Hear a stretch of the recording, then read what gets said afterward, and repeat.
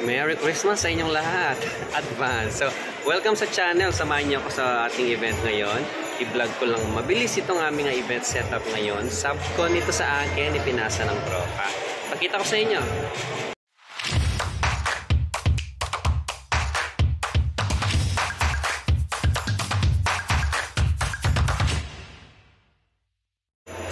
Nandito kami ngayon sa SM City, Olongapo Central. Ang event namin ngayon ay Christmas launch. Bali, pinasa sa atin, pinasubcon sa atin itong event na ito ngayong araw. Ang aga naming nandito, 7 AM, pero ang start ng event ay 6 PM. Dahil bawal magpasok ng gamit sa ganitong mall during mall hours, kaya talagang kainyo maghapon natin. Ang kasama ko ngayon ay si Alvin at si Michael.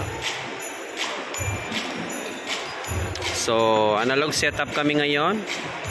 As usual, yung aming show art DMX 2024, Soundcraft na Signature 10, laptop, Behringer na EQ, as is yung mga gamit natin dyan, mic at saka yung Numark DJ2Go Touch 2.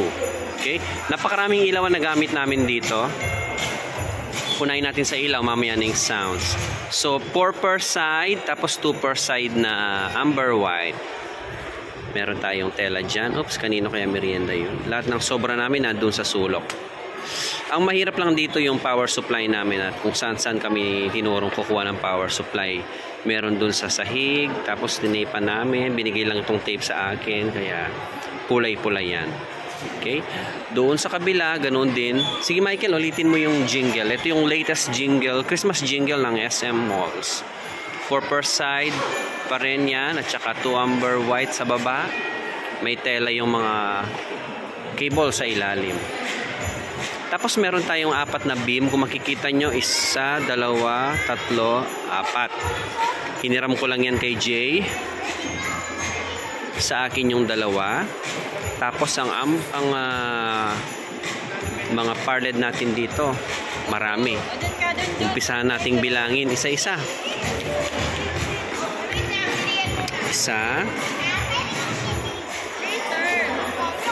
2, 3, 4, 5, 6, 7, 8, 9, 10,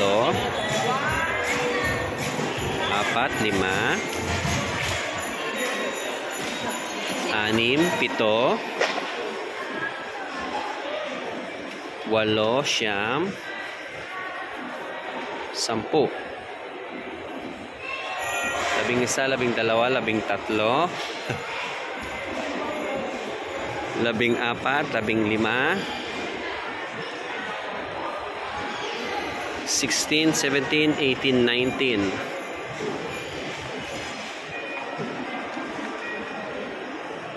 19. So 20 ang aking parled sa baba, plus mo yung 8 na RGB 28 plus 4 na amber white 32 parled. Although ang requirement sa akin dito ay 28 lang, sumobra pa rin. Napakarami. At ang aming sound system, basic lang ang nakalagay sa requirement nila, pero naglagay ako ng 3 audio center na SA312. Napakaganda ng tunog nito pag nasa mall. So 3, isa doon, isa dito, isa doon. So kalat yan, napupunuin niya ng tunog itong buong venue na ito. Medyo malawak itong activity center namin. Pa letter T siya. Tapos may isa akong subwoofer. Ang kagandahan nitong subwoofer ng Beta 3 band pass siya. Yung tunog niya ay paikot. Hindi ka mukha kung front load ang gamit mo. Mas malakas sa harap, medyo mahina sa likod. Pero ito, halos ang tunog niya paikot talaga.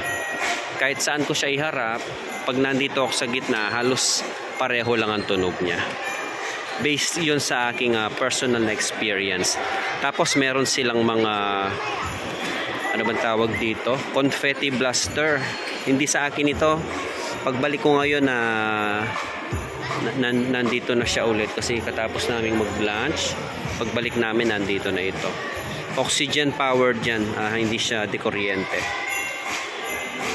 Tapos kung makikita nyo dyan, merong cable ramp.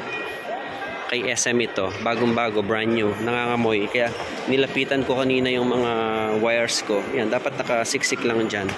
Kala ko may nasusunog na nangangamoy. So, yun pala ito, brand new. Kay SM yan, nilagay nila dyan. Itong pitan ng aking subwoofer, ito yung kauna-unang sub ko. Kaya ito yung pinaka-bugbog talaga sa lahat ng sub ko. Hiwa-hiwalay ko silang binili, tagi-isa, kaya iba-iba yung condition nila. Yung huli kong bili, almost brand new, yung galing sa Bataan. Ito, dito lang sa Olongapo galing ito. Matagal na to, mga 5 years na sa akin ito. Kaya yun, number 1 yung nakalagay doon sa likod niya. Yan ang kauna-unahan ko. So, siyang pinakagamit na gamit. Pinakabugbog siya. Pero sulit na yan. Tapos kita nyo lahat ng wires dahil napakaselan dito sa SM. Lahat ng wires namin talagang kailangan nasa singit, nasa sulok. Ito, hindi sa akin ito. Ngayon na lang nila nilagay yan. Pero yung sa akin, basta yung mga kulot-kulot na ganyan, hindi yan sa akin. Usually yung mga sa akin, ganyan, tuwid, nasa sulok. Inayos ko na kanina to. Nahila nila siguro.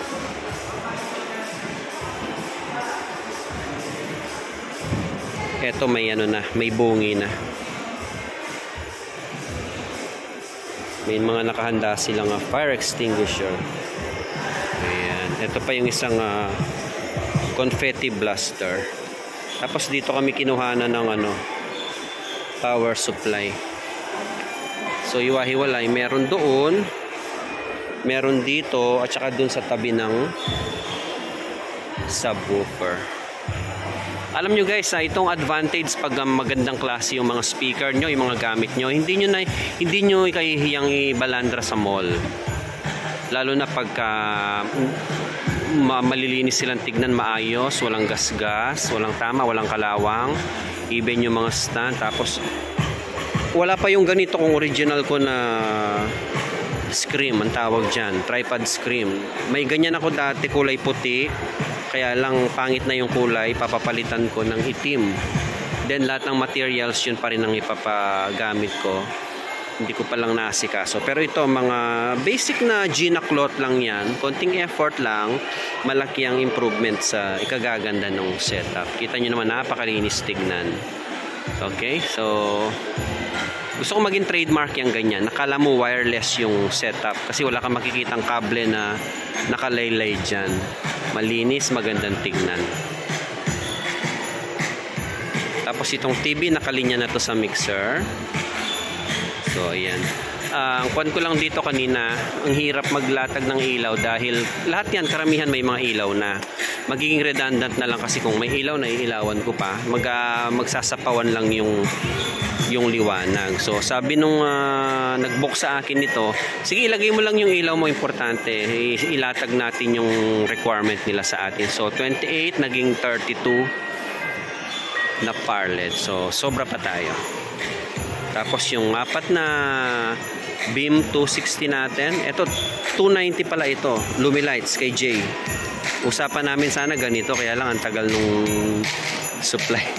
Hindi gaanong napapansin kami nung supplier ko. Ang tagal mag-reply ni bossing, kaya si Jay di na nakapagantay, bumili na ng Lumilights. So problema ko lang, may mga control na hindi sila sabay doon sa DMX controller namin. Pero workable naman siya kahit na hindi sila magka-brand. Pero mas magandang i-setup sa ganyan kasi yung pare-pareho yung isang brand para isa lang ang control mo. Kasi ito yung mga Big Dipper natin na LPC 015. 10 yan. Tapos 10 yung mga aerolights ko sa likod. So 20 sakto. Plus mo yung mga full color natin doon. Tapos yan dito, nakatago lahat ng kable.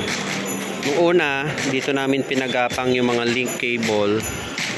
Then tinanggal namin, sabi ko, mas maganda yata kung sa likod. So lahat ng link cable na mga yun, iikot namin sa likod.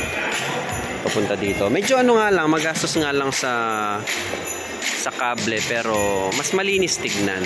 Okay? Konti lang yung mga upuan nila, mga officials lang at mga officials ng local government unit ang mga bisita dito mamaya. Tapos yung ibang mga mall goers doon siguro sa side, tsaka dito sa labas sa parking.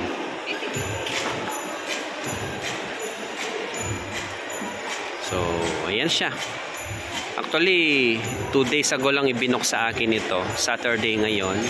Buti na tiyempuan tayong walang event, kaya na-accept natin. Nagkukwentuhan. Haba na ng kwentuhan ng dalawa dahil inuubos namin yung maghapon talaga. So, ang problema ko dito, dapat naka-lights off. Tas pag pindot ng buzzer, biglang magla-lights on. Kaninang nagsiset up kami, hindi nila agad yun sinabi. Kaya medyo mahirap ang set, pero ganun pa man, laban lang, tuloy lang. Kailangan natin mairaos ang event. Ang problema kasi, hiwa-hiwalay yung mga outlet ng mga nasa natin, mga nakakalat na parled. So, maganda dyan sana kung ganun ang plano nila, nakalink lahat yan papunta dito sa controller. Kaya lang, mas matrabaho yun, doble, triple ang trabaho, at mas marami kang kable na gagamitin. Pero ganun pa man, napag-usapan na namin kung paano ang gagawin dito. Kaya all set na kami, nag-aantay na lang kami ng oras na mag-start ang event mamaya. Kinakarga na yung kanilang confetti blaster. Confetti blaster ang tawag dyan.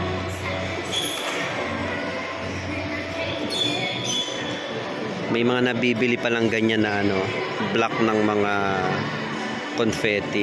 Tinabas yan yung mga malaking pantabas na pang printing press. Tapos nakarolyo siya per block. Tsaka mo imimix ngayon doon.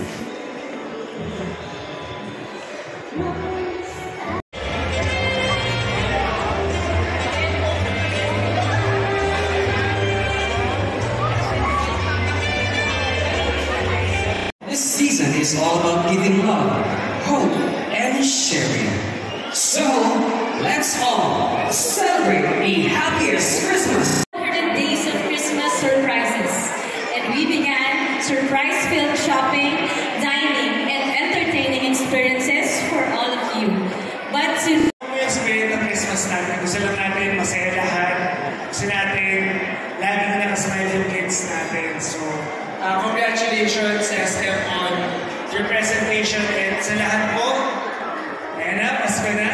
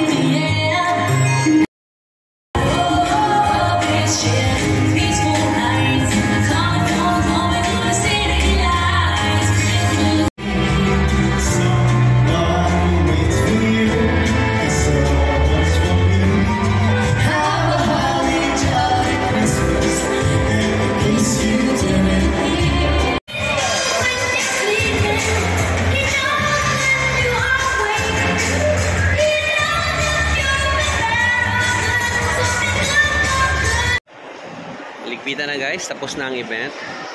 25 minutes lang yung event, pero maghapon kaming nag-set up at nagantay. Mas matagal pa kaming nagantay dahil nga hindi pwedeng mag-set up during mall hours. So ngayon, nagliligpit na kami, bilang, tapos punas ng mga gamit bago ikarga.